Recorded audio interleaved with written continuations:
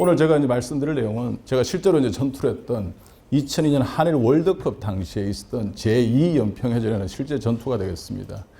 그 전투에 이제 제가 참수리 357호 정에는 해군의 군함을 타고서 그때 지휘관이신 정장, 그는 저 밑에 이제 부정장 두 번째, 그 다음에 우리 부하들 해서 총 27명이 북한 해군과 직접 전투를 벌였던 현재 해전사의 기록은 31분으로 기록이 되어 있고요. 거기에 대한 얘기를 말씀드릴까 합니다.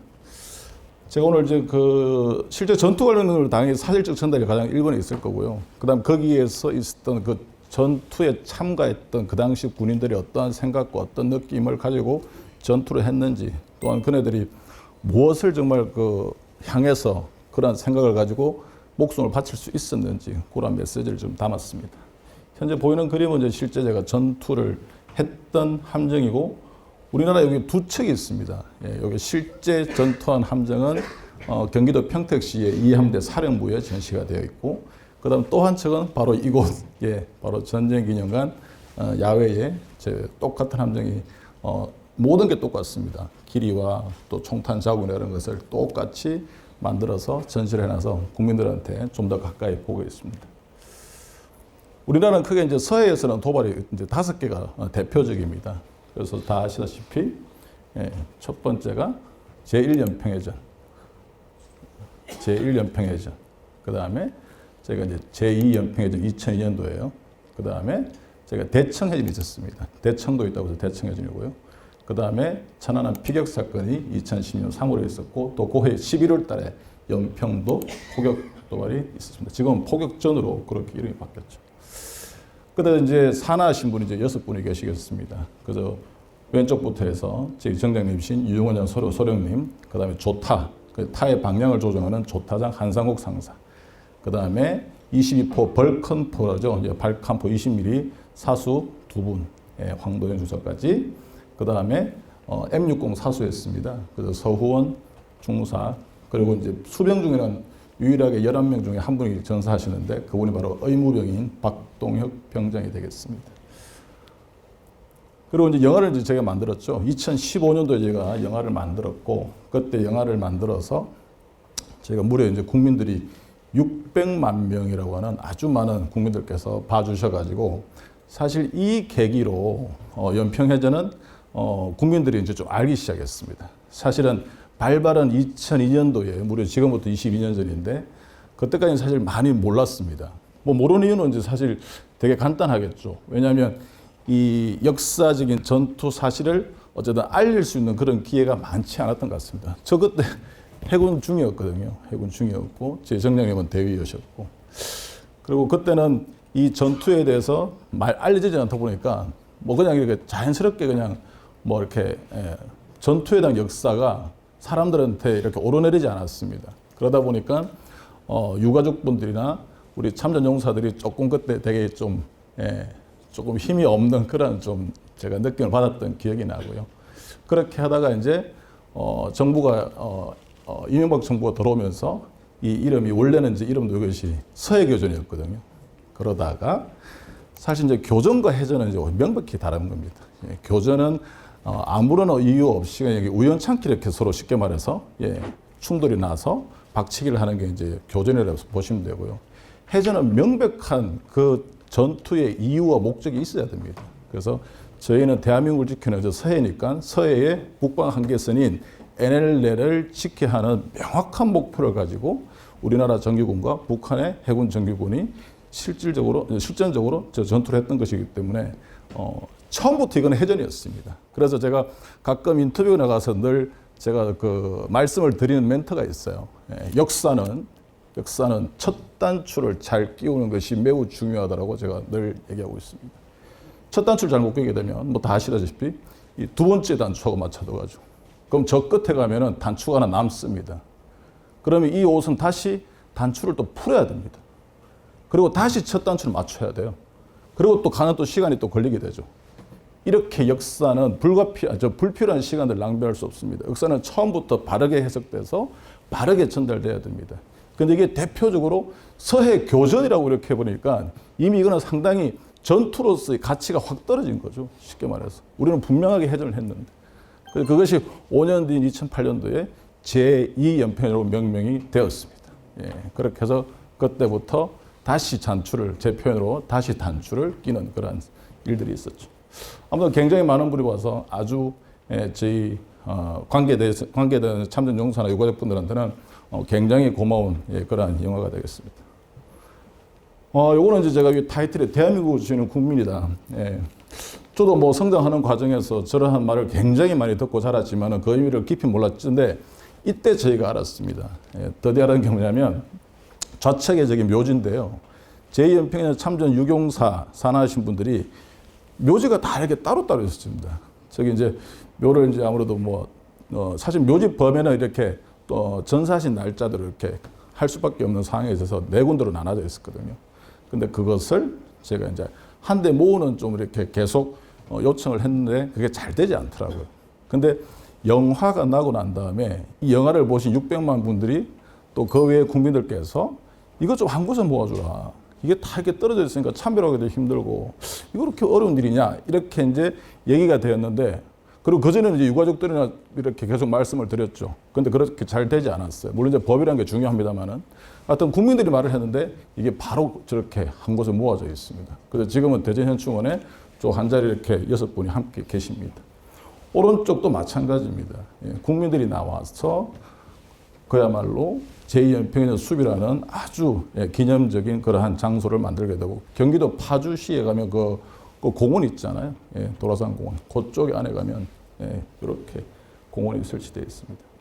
그다음 밑에 거는 제가 왜 이 사진을 갖고 왔냐면은 그때 당시에 이제 2015년에 개봉을 했다고 말씀드렸습니다. 근데 그 해에 바로 그 유명한 육군의 목함지뢰 사건이 그때 발생합니다. 발생을 하는데 이 육군 병사들이 그때 당시에 영화가 이제 개봉을 하고 있었고 그 영화를 보고서 본인이 이제 뭔가 감명을 받았다. 근데 이게 지금 서 있는 사람이 어떤 사람이냐면 목함지뢰가 나고 난 다음에 저기 서 있는 우리 육군 병사분들이 저녁을 이제 오늘 날짜가 지났습니다. 이제 집에 가셔야 돼요. 그런데 가지 않겠다. 예. 그냥 저는 아직까지 이 목함지뢰 관련된 전투사항을 다 마무리하고 내가 집에 돌아가겠다고 스스로 이렇게 손들어주던 분입니다. 그렇게 했더니 어떤 일이 발생하냐면은 이게 어떤 국가가 가져야 할 굉장히 좋은 모델이라서 제가 이 사진을 갖고 왔거든요. 그렇게 했더니 외부의 기업에서 이 인원들을 채용하겠다는 얘기가 막 나왔습니다. 그 당시.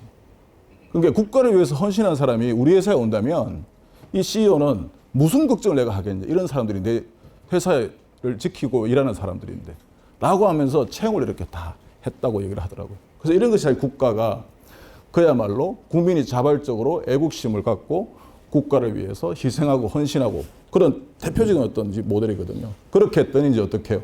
사회에서, 기업에서 이 인원들의 반듯함을 알고서 채용을 하는 이런 모습들. 굉장히 국가가 가야 할 아주 좋은 모델 중에 하나거든요. 그래서 하나 갖고 왔습니다. 제가 탔던 함정이고요. 여기가 정장님이십니다. 예, 가운데 센터에 계시고 배는 이렇게 요 안에서 이제 저희가 다 조정을 하게 돼 있는데 여기 가운데 이제 제가 나와 있는데 이거 오픈되어 있지 않습니까? 그래서 오픈 브릿지라고 합니다. 이것도 이제 제가 브릿지라고 그러죠. 예, 조종실. 여기 이제 창문들이 좀 작다 보니까 밖에서 나오는 게 시야확보가 잘 될 수 있잖아요. 그리고 굉장히 또 고속으로 달리기 때문에 시야확보가 모두 중요합니다. 그래서 요 분이 정장님이시고 요 사람이 접니다. 여기는 이제 병사고 이제 견시 이제 망원경으로 주변에 뭐 접촉물이 없는지 보는 그런 세 명이 보통 요 밖에서 이렇게 작전을 지휘를 하게 되어 있습니다. 요게 이제 전투를 하고 난 다음에 연평도 수심 83m에 이제 가라앉았다가 지금 올라오는 모습이 되겠습니다. 그래서 올라오는 것은 그때 당시 54일 만에 저희가 해군이 가서 올리는 모습이 되겠고요. 그때 전투를 했을 때 이렇게 이제 포탄을 맞았던 자리입니다. 요거는 오늘 끝나시고 저희 참수로에 한번 가보시면 바로 확인할 수 있는 부분이 되겠습니다. 그래서 그때 저희가 258발, 정확히 258발의 포탄과 소총탄을 맞았고요. 그 중에 대표적인 거고요. 요 지금 파편 조각이 제가 아까 말씀드렸던 병사 중에 유일하게 전사하신 박동혁 의무병 박병장에서 나왔던 이게 포탄, 이게 탄피입니다, 탄피. 그래서 파편인데 파편 조각이 100원짜리잖아요. 예, 제법 큰 것들이. 그런데 요게 뒤에 가서 제가 말씀드릴 텐데 박동혁 그 의무병이 저 파편, 조와 같이 생긴 파편이 당일날 수통에 도착해서 29일날 도착하면서 링거줄이 막 꽂기 시작합니다. 이제 생명을 살려야 되니까요. 그래서 링거줄을 그때 꼽았던 개수가 22개입니다. 22개를 꼽았고 수술과 동시에 저 파편들을 이제 몸에서 다 이제 끄집어내기 시작하는데 그걸 다 모아서 그람수를 재봤습니다. 그래서 재봤더니 무게가 얼마였을까요? 2.7kg가 나옵니다. 2.7kg. 근데 그걸 안고서 그렇게 생명을 유지해 와요. 저도 똑같은 헬기를 타고 날아왔는데 그 현장에서 연평도에서 헬기를 타고 수통까지 전투했던 그 해상 현장에서 거기까지 한 3시간 정도 걸렸는데 그때 상태에서 특별한 처치가 없습니다. 예. 어쨌든 후송에서 뭐 필요하면 뭐 간단한 처치 외에는 당장 손을 댈 수는 없으니까 일단 어쨌든 생명을 유지하면서 이제 날아왔던 것이죠. 근데 그걸 몸에서 2.7kg, 물론 그것은 2.7kg라는 것은 뺄 수 있는 건 다 뺐을 때 2.7kg고요. 남아있는 게 있습니다. 남아있는 게. 참고로 앞에 있는 저 차관도 파편은 저는 2개를 갖고 있었는데 하나는 여기 귀 뒤에 있어서 좀 밀려 나왔습니다. 예. 그래서 파편은 다 뺄 수 있는 건 아닙니다. 가장 좋은 것은 이 몸이 이렇게 그 신비로움이 있거든요. 자기 스스로 밀어내는 게 가장 안전한 거고요. 그다음 위험한 곳에서는 빼면 이렇게 해가 되기 때문에 빼지 않습니다, 의사들이. 그래서 저는 하나가 지금 더 있습니다. 하나가 아직 그거는 평생 못 뺄 것 같습니다. 어디에 있겠습니까, 하나가? 돌아다니지 않습니다. 박혀 있죠. 예. 지금 머리에 돌아져 있습니다. 예, 제 머리에 지금 있고 머리에 2개 골, 예. 머리 커버가 있고 그 안에 골이 있지 않습니까? 2개 골. 그 골에 정확히 정수리 이쪽 부분에 지금도 만져집니다. 거기에 지금 파편이 하나 좀 박혀 있습니다. 예. 그래서 이 파편은 사실 우리 전우들 생존자들은 다 가지고 있습니다. 예. 다 많고 적음 있고 다 가지고 있습니다. 어떤 그 우리 저 부하들은 엑스레이 찍으면 여기가 툭툭툭툭 이렇게 다 그림이 아주 그렇게 되어 있습니다.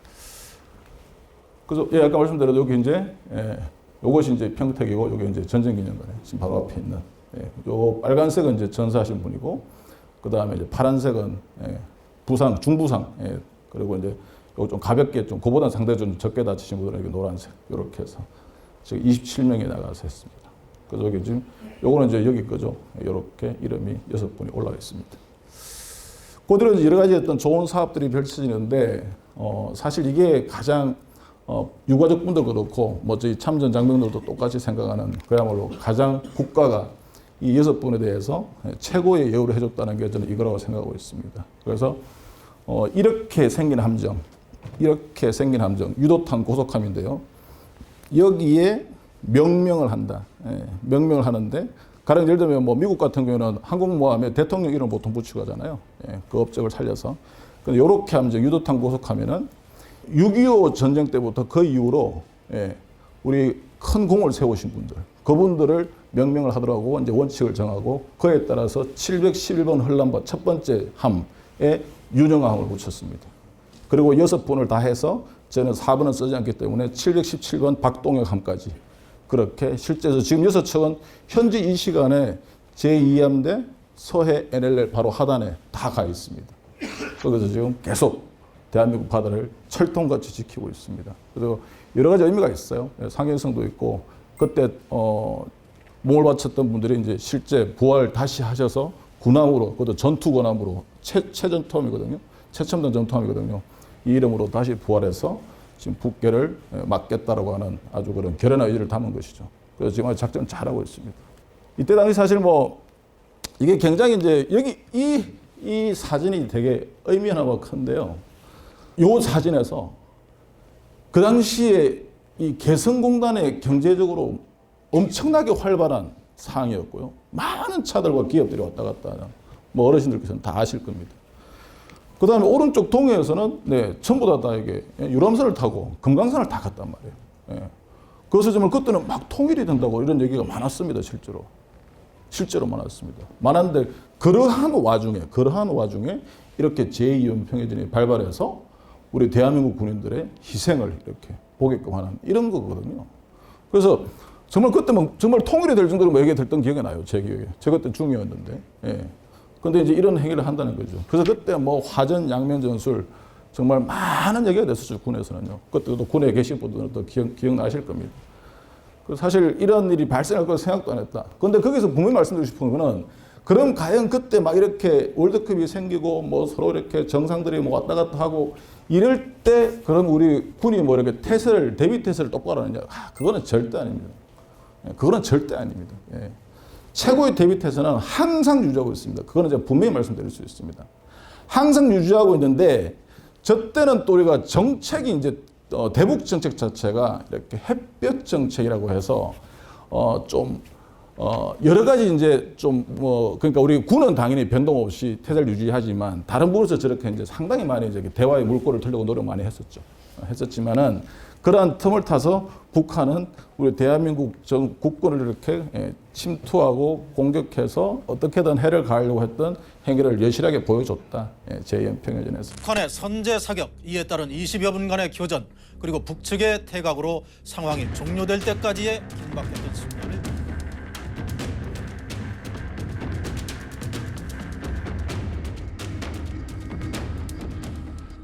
저희의 임무는 뭐 딱 정해져 있습니다.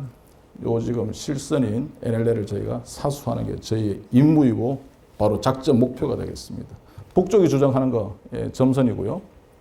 이렇게 돼 있죠. 일방적인 주장이고 아무 의미 없습니다. 그때 당시에 이제 많은 그 언론에서 얘기했던 것이 교전규칙이라는 단어가 막 나옵니다. 군사 용어가. 그러면서 이제 교전규칙이 단계가 너무 많았지 않냐. 그때 5단계였거든요.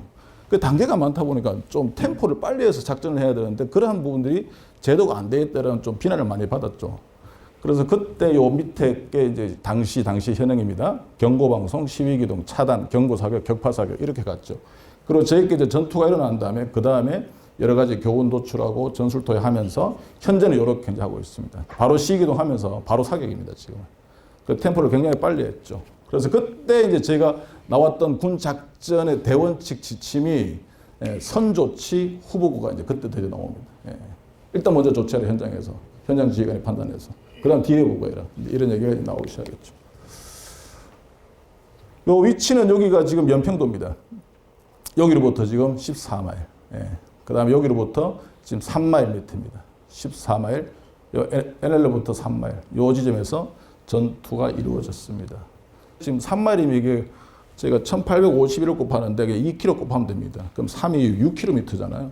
한번 생각해 보셨을 때 6km라는 거리가 짧냐? 안 짧습니다. 제법 긴 거리죠. 근데 그게 그만큼 많이 내려와서 여기가 전투가 이루어졌다는 거예요. 그래서 이런 부분들이 사실 그때 굉장히 많이 논의가 됐던 그런 부분이 되겠습니다. 그래서 사실 이렇게 남북 한관계에서 교전규칙이라고는 합참이나 이렇게 이제 주요 작전부서에 갖고 있는 그런 교전규칙을 그게 정상대로 이행을 하면 되는데 거기서 이제 사실 결정 쉽지 않죠. 실질적으로 갖고 있는 살상 무기를 통해서 상대를 이렇게 뭐 사상을 시키고 하는 게 쉽지는 않죠. 그 결정을 해라라고 하는 게 쉽지는 않을 겁니다. 하지만은 그것이 일정 그 결정하는 단계에서 그 충족 조건이 딱 되면은 사실 바로 이행에 들어가는 게 저는 맞다 봅니다. 왜냐하면 그것이 국가가 해야 할 도리고 그렇지 않으면 결국엔 피해를 입을 수밖에 없는 상황이거든요. 그 다음에 기본적으로 국지도발 프로보케이션은 대원칙이 뭐냐면 현장의 종결입니다. 억제 디터런스라고 하는 개념이 들어가는데 반드시 제가 센 모습을 보여야 되고 이 대응을 상당히 잘 확실히 하는구나. 그럼 상대가 겁먹고서 여기는 못 들어가겠네. 이렇게. 그게 바로 국지도발의 원칙입니다. 도발에 대한 원칙. 도발 대응에 대한. 그래서 그것을 우리는 항상 기억해야 되는데 그게 사실 다들 뭐 이렇게 좀 고민들 많이 하시겠죠. 그 위에서 이제 최고 집단이나 저쪽 더 상부 집단에서 고민들을 많이 하실 텐데 이런 부분들은 사실 많이 그때 교훈으로 도출됐던 부분이 되겠습니다. 전투하겠습니다. 지금부터. 여기 육도함정이고요. 육도라 써 있죠. 이게 등산고시입니다. 육도함정이 먼저 내려왔습니다. 약 15분 뒤에 등산고시 내려왔고요. 이러한 정보는 다 우리 배에서 다 지금 듣고 판단하고 있습니다. 저희 함정은 여기 1개 편대, 2, 3, 2, 2, 5, 6 3개 편대가 있습니다. 여기는 되게 넓습니다. 좁지 않습니다. 넓습니다. 그래서 지금 현재 이런 상황이 되었을 때 여기 이함대 평택에서 지휘부에서 이렇게 명령이 나옵니다. 253 편대는 요거 육도 경비정 대응하러 가는 게 나왔고요. 제가 탔던 편대는 여기입니다. 232 편대. 358 제가 탔던 357 이상의 편대는 요 등산곳 함정 대형 기동입니다. 화살표처럼. 그다음 여기는 256편대는 여기 조업 통제선 하나 있는 연평도선 56척 요 배를 안전하게 복귀시키는 임무를 각각 부여받고 지금 기동하고 있는 모습이 되겠습니다. 달려갔습니다. 제일 처음에 먼저 내려왔던 6도의 함정이 388인데 388이 이 화살표 방향처럼 침범을 하고 그 다음에 북으로 올라가면서 초탄이 날라옵니다. 이렇게. 그게 이제 시작이었습니다. 마찬가지 여기 우리 편대가 253 편대가 당연히 대응사격을 했는데 요 둘 간에는 서로 간에 데미지는 없었습니다. 예, 데미지는 전혀 없었고 굉장히 빠른 속도로 얘는 여기 올라가서 이렇게 표류기동 둥둥둥 떠 있습니다. 예, 일종의 유인책이었죠. 전으로 가볼까요? 요 거리가 상당히 멀다 있습니다. 예, 안 좁습니다. 굉장히 그림상 그렇지. 여기서 일단 먼저 내려와서 좀 유인을 시켜놓고 실질적으로 주 타겟은 여기였던 것이죠. 예, 여기가 주 또 얘보다 큽니다. 훨씬. 아까 보여드렸던 684. 그래서 여기에서 주 타겟으로 들어왔던 겁니다. 해석을 하죠. 해전 설명을 하면. 그래서 요거는 그렇게 끝이 납니다. 요 상황은. 예, 끝이 나고 원래 본게임 소위 여기서 이제 이루어지는 거죠. 예, 내려왔습니다. 당시에 내려왔을 때 제가 여기서 이제 13개월째 근무를 하고 있었고요. 13개월 근무하면서 한 수십 회라고 말씀드릴게요. 예, 정확한 숫자는 하여튼 수십 회를 저런 경험을 합니다. 단지 포를 쐈냐 안 쐈냐 이제 그 차이지 저러한 NLL 그 상단에서 내려오고 올라가고 수십 분이 있었습니다. 수십 분이. 그래서 그때 군에서는 또 그때 이희환 중위는 야 이렇게 많이 뭐가 왔다 갔다 하는데 지금 이게 한일 월드컵 야 이런 와중에 뭔가 노림수가 있겠다라는 저는 그때 젊은 태군 장교로서 그런 생각을 많이 했었거든요.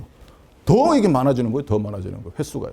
사실 지금 이거는 있지만은 이것의 앞에 6월 달에도 정말 많은 침범이 있었습니다. 정말 많은. 단지 포가 오갔지 않기 때문에 언론에 안 나왔을 뿐이지 정말 이 앞에도 그해 6월 달에 아주 많은 북한의 침범이 있었다라는 걸 말씀드리고요.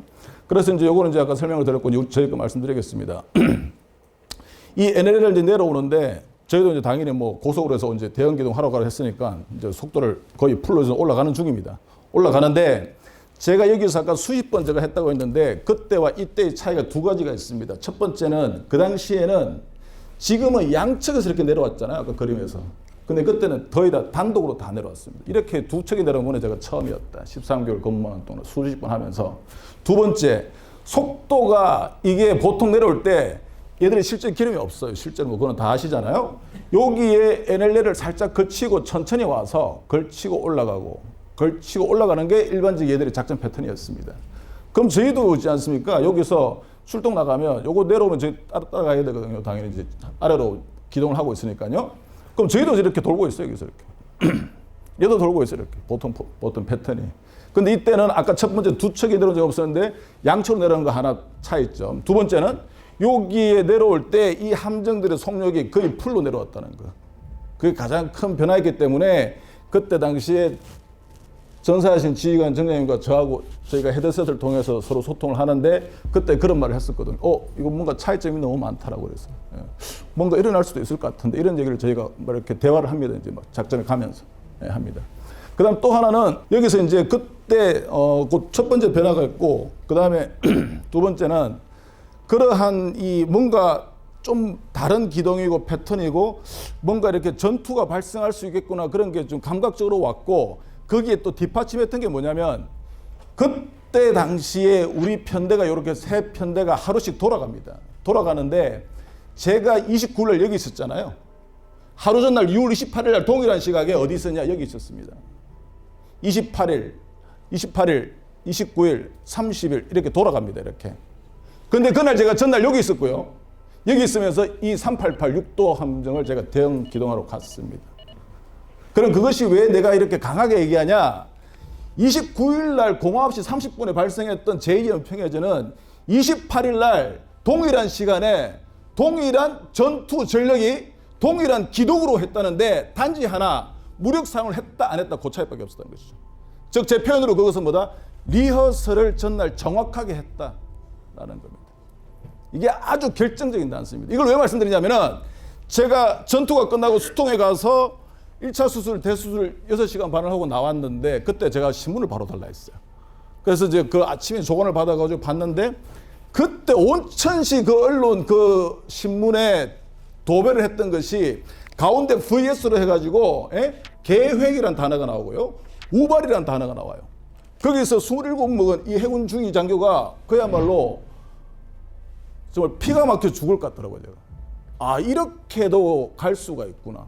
아, 이렇게 해서 국민들한테 혼란을 줄 수 있겠구나. 그래서 제가 그때 수술을 연달아 3차를 하게 되는데 그때 사이사이에 그 기억들을 다 적어 놓습니다. 그래서 계획적인 거에 대한 증거를 제가 샅샅이 다 얘기했죠. 샅샅이 다 얘기했죠. 그게 대표적인 게 방금 말한 게 리허설입니다. 그 외에도 총탄을 맞은 거는 오로지 6척이 참가했는데 357원 한 척밖에 없다. 즉, 한 대만 까보시고 온다. 그럼 그걸 왜 이렇게 했냐? 이때 당시 왔던 684라고 하는 함정은 제1연평해전 1999년도 6월 15일 날 와서 그때 제가 탔던 357호전과 전투를 했던 함정입니다. 근데 357호전에 제가 부임을 해서 부대 기록부를 가서 보는 게 일반적으로 우리가 하는 업무 패턴인데 그 역사를 보게 되는 거죠. 그 역사에서 684는 99년 6월에 1년평해전한테 대파를 당했거든요. 그래서 이게 이제 우리가 해전사에 말하는 바로 이게 복수전입니다. 그래서 한 척만. 그래서 나머지 5척은 단 1발도 맞지 않아요. 우리 배에만 258발. 이 한 척만 가리키면 된다라고 그 당시 목표를 갖고 내려왔던 것이죠. 이거 말고도 여러 가지가 있습니다. 그래서 전투가 이루어져요. 올라가게 되고 아무래도 그게도 가장 빠른 순위로 오고 우리도 빠른 순위로 가게 되면 점점 가까워지면 빨라졌고 결심을 빨리 할 수밖에 없는 상황이었습니다. 그래서 계속 올라가고 내려오는데 초탄이 들어왔죠. 이것이 아까 말했던 5개 단계에서 어디냐? 요 3번째입니다. 올라가면서 경고방송하고 시위기동하고 그 다음에 3번째가 차단기동. 즉 북한 함정이 내려오는 침노를 그 앞으로 가서 차단하라. 글자 그대로 그게 3번째 단계 차단기동입니다. 차단기동의 명령을 받고 들어가는 순간 팡. 이게 초탄이었습니다. 초탄에 이르러서 느낌은 어땠냐? 3가지가 있습니다. 오감적으로는. 첫 번째는 당연히 포탄이 들어왔으니까 굉장히 큰 소리가 느껴졌다. 귀가 사격하고 나면 멍멍해지는 것, 그런 것처럼. 실제로 그랬고 멍합니다. 그 다음 2번째는 당연히 불이 났으니까 그에 따라서 가스가 이제 흡입되면서 굉장히 호흡이 힘들었던 그 2번째. 3번째는 초탄에 3발을 큰 발을 맞아 보니까 이 배가 굉장한 진동이 있었습니다. 그래서 몸이 굉장히 이렇게 떨렸던, 진동을 느꼈던 그런 기억 3가지가 있습니다. 그렇게 해서 전투를 동시에 하게 됩니다. 사격을 사실 이제 여기 단계까지 안 그렇습니까? 여기 단계까지 오는데 얼마나 초조하겠어요. 그 다음 거리가 이제 점점 가까워지니까 수동포를 가지고 있는 북한 입장에서도 명중률이 점점 더 올라갑니다. 사실 저희 차라리 먼 게 나요. 멀리 날아갈 수 있고 저희는 사격 레이더를 가지고 있기 때문에 그만큼 명중률도 그렇게 기상이 나쁘지 않은 이상은 얼마든지 거의 100 맞출 수 있습니다. 근데 점점 가까워지니까 근데 퍼센트가 자꾸 올라가는 거잖아요. 그래서 이때 이제 사격을 할 때 제가 쏴라는 얘기를 해줘야 되는데 그 쏴라는 얘기를 너무 자꾸 가까워지니까 이 쌍시옷, 쏴의 쌍시옷을 이 혀끝까지 올려놓습니다. 제가 제 표현으로. 0.0001초를 당겨야 되니까요. 우리가 승리하기 위해서, 내부화를 구하기 위해서, 국가를 지키기 위해서. 그래서 쏴라고 해서 서로 전투가 벌어졌죠. 그렇게 벌어지면서 사실 이제 북한의 입장, 우리 입장에 당연히 첫 번째 타겟은 그 내려 갖고 있는 함포가 되겠죠. 그래서 이 벌컴포에 있는 분들이 다 첫 타겟이 되기 때문에 전투 하나 중에 전사를 하셨고, 그 다음에 여기에 보면 이제 M60 사수가 있는데 아까 서우원 중사 쏘다가 왼쪽 가슴에 이제 한 발이 들어와서 전사를 하셨습니다. 그 다음에 여기 이제 누워있는 사람이 이제 박동혁 병장입니다. 총 다니면서 이렇게 이제 하는 거죠. 사실 대위급 군함에 갖고 있는 의약품이 그렇게 많지 않잖아요. 그런 와중에도 어쨌든 가서 언어적으로도 치료하고 힘내십시오. 괜찮습니다. 그다음 필요하면 또 이렇게 지혈도 할 것이고 이렇게 됐지 않겠습니까? 그렇게 해서 아까 제가 처음 말씀드렸던 그 몸에서 나왔던 파편이 무려 2.7kg라는 그걸 맞으면서 언젠가 쓰러졌겠죠. 그리고 그게 수송을 3시간을 하고 와서 그 피가 얼마나 났겠어요, 정말. 근데 뭐 수혈을 제가 볼 때는 뭐 거의 한 뭐 엄청나게 뭐 이렇게 쥐어 짜놨겠죠, 쉽게 말해서. 그래서 살아났다는 건 이거는 기적도 기적인데요. 그게 이제 바로 어떤 그 참군인의 정신입니다. 그 다른 걸로 해석할 수 없어요. 그게 바로 참군인의 정신입니다. 그렇기 때문에 살아났다고 저는 보고 있습니다. 그렇게 해서 이제 그때 6분이 전사하셨고 나머지는 다 부상을 입었습니다. 이 부분만 얘기하죠. 정장님이십니다. 이 저고요. 정장님이 쓰러졌습니다.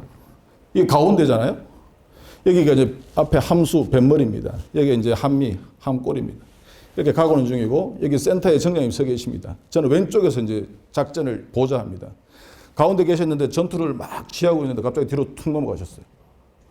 요 위치는 여기입니다. 지금 바로 여기가 한 2, 3m 돼요. 요 계단이 있습니다. 요 같이.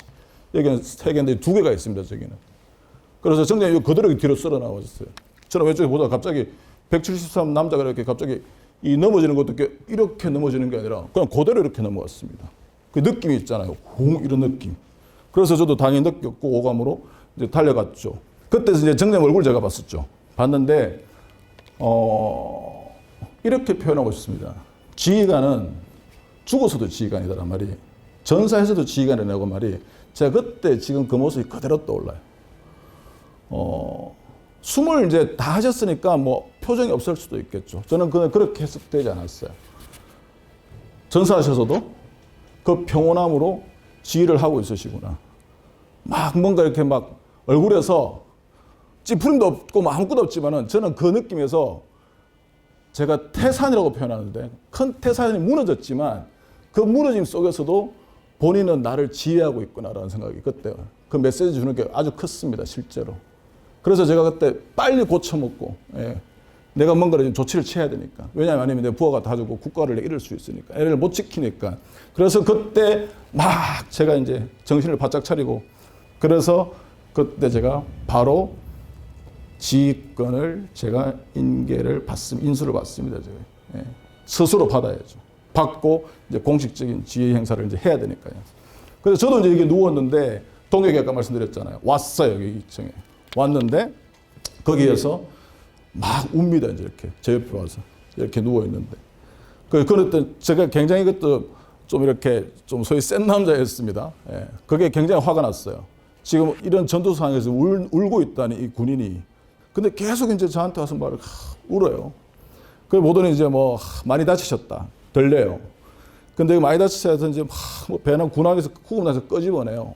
그리고 거기 이제 그 붕대 있잖아요. 이제 그걸로 이제. 그래서 왼다리를 저는 한 구멍에 나왔는데 이게 이제 한 발 나온 겁니다. 요렇게 이제 한 발을 맞았어요. 이렇게. 여기 들어갔고 요렇게 이제 나갔습니다. 요게 8cm입니다. 8cm. 이게 8cm 파공인데 근데 그게 문제가 아니었던 것이죠. 동혁 입장에서는. 계속 울어요. 화는 많이 났어요. 근데 상황은 모르고. 그래서 그때 이제 오른쪽 다리가 저 끝에 이제 군합발이 있는 걸 확인했습니다. 그래서 오른쪽 다리가 파편 큰 거에 하나 맞았나 봐요. 그래서 저는 종아리 쪽에 이제 절단이 되어서 현장에서 옥합발이 완전히 떨어지진 않았고 살끝만 끝에 남아서 뭐 결국 뭐 절단된 거죠. 그렇게 해서 전투지를 하는 상황이 됐습니다. 제 몸 상태는. 그래서 빨리 오라서 지금 현재 상태를 제가 뭐 이거 통신 다 나갔죠. 이제 들을 수밖에 없잖아요. 판을 그렸습니다. 머릿속에서. 빨리 얘기해라. 이거 여기 있고 이거 여기 있고 막 얘기를 합니다. 결심해야죠. 결심해야죠. 작전 후퇴다. 후퇴는 비겁한 게 아니고요. 다시 전력을 재정비해서 다시 뛰어 들어갔다는 얘기입니다. 그 판단하는 이유는 발칸포 사수 다 천사했습니다. 우리의 주 지금 한 포는 40mm. 40mm도 잘 쏘는데 갑자기 포탄에 지금 하나 급탄 장치 문제가 생겨서 지금 문제가 있습니다. 야 나와 있지 말고. 그다음 소총. 기본적으로 해군은 새총을 많이 갖고 있지 않습니다. 그래도 살상용 쓰지를 않습니다. 그래서 총알 자체가 많지 않아요. M60 사수 전사했잖아요. 그러면 제 입장에서 지휘관 입장에서는 전투력을 판단해야 되는데 전투력의 수치를 굳이 따지자면은 거의 뭐 0%죠. 후퇴입니다. 야 어떻게 엔진 살아서 죽었어? 왼쪽 죽었습니다. 왼쪽 맞았잖아요. 이렇게. 그래 다행스럽게 군함은 이렇게 양쪽에 가지고 있습니다. 스크루가 양쪽에 있습니다. 왼쪽 스크루는 죽었고 오른쪽은 다행히 살아 있습니다. 그 동력 반으로 해서 가게 되어서 세 가지를 제가 지시했죠. 첫 번째, 지금부터 노출된 곳에 아무도 있지 마라. 전부 다 스스로 살 수 있도록 피해라. 두 번째, 무조건하고 대한민국으로 가야 된다.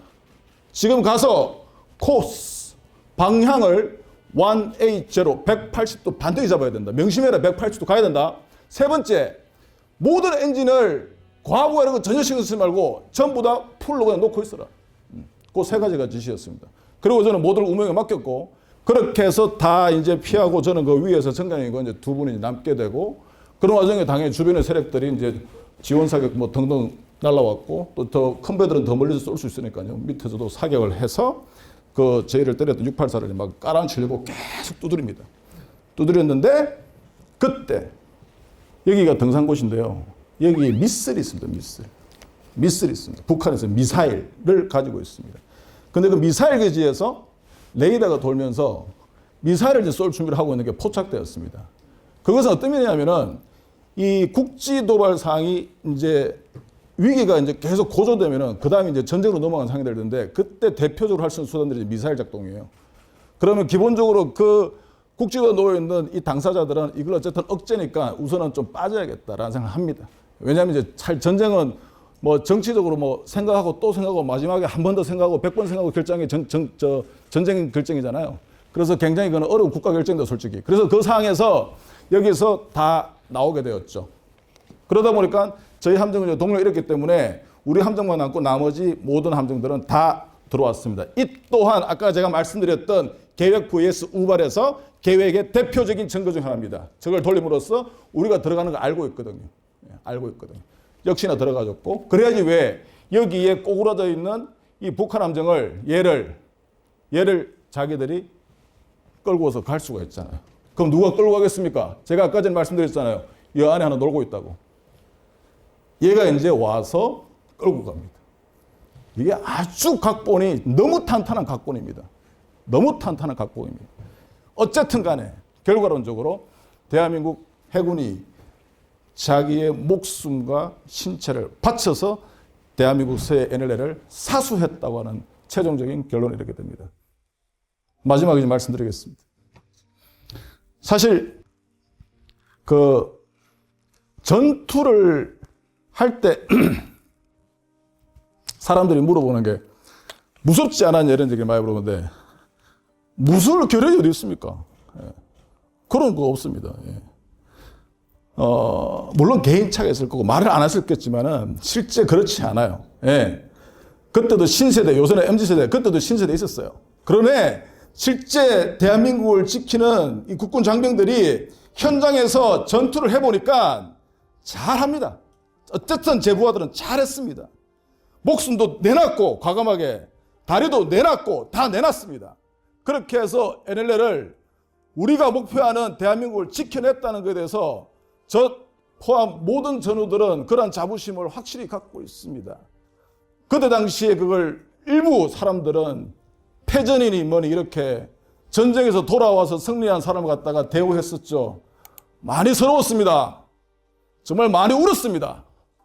하지만 세월이 흘러서 국가는 정확한 눈을 갖게 되었고, 역시나 역사는 새롭게 첫 단추를 잘 끼워줬습니다.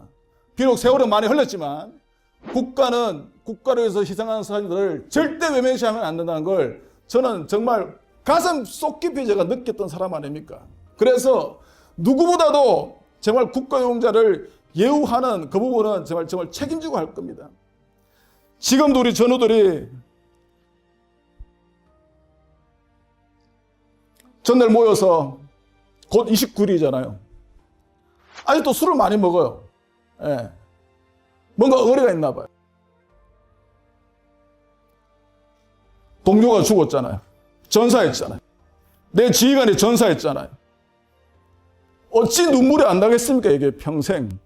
또한 처음에 그렇게 정말 예우해주지 않았잖아요. 그러니 그 슬픔은 어떻게 그거 2배, 3배, 10,000배 알겠습니까? 지켜줘야죠.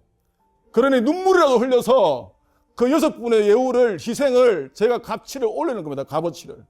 그러한 노력을 지금 우리 전우들이 딸랑 19명이 힘써서 22년을 해왔습니다. 해왔더니 그래도 지금은 그래도 국가가 희생하신 분들을 제대로 예우하는 그러한 세상은 많이 왔습니다. 다행스럽게도, 정말 다행스럽게도. 거기에 힘입어서 지금 살아가고 있는 내 전우들 생각하면은 아직도 그 옛날에 서름 받았던 거 생각하면 눈물이 좀 앞을 가려서 말을 다 못하겠습니다. 하지만 내가 절대 쓰러지지 말아 했어요. 절대 용기 잊지 말고 절대 서름 갖지 마라. 좋은 날 올 것이다. 기다리자. 라고 했던 것이 지금 그래도 그러한 모습들이 나타나고 있어서 이제 위안받고 위로받고 있습니다. 국민 여러분, 우리 제2연평해전 전후 포함 대한민국을 지켰던 모든 사람들이 꼭 국민들한테 예우받고 큰 거 아닙니다. 말 한마디 따뜻하게 정말 감사합니다. 이런 것이 필요하다고 생각하고 있습니다. 정말 오늘 이런 강의를 통해서 국민들한테 이렇게 제가 메시지를 전달할 수 있는 기회가 주어져서 너무 감사드리고 꼭 돌아가셔서 주변에 계신 분들과 이런 말씀을 좀 많이 나누시기를 간곡히 좀 부탁드리겠습니다. 감사합니다.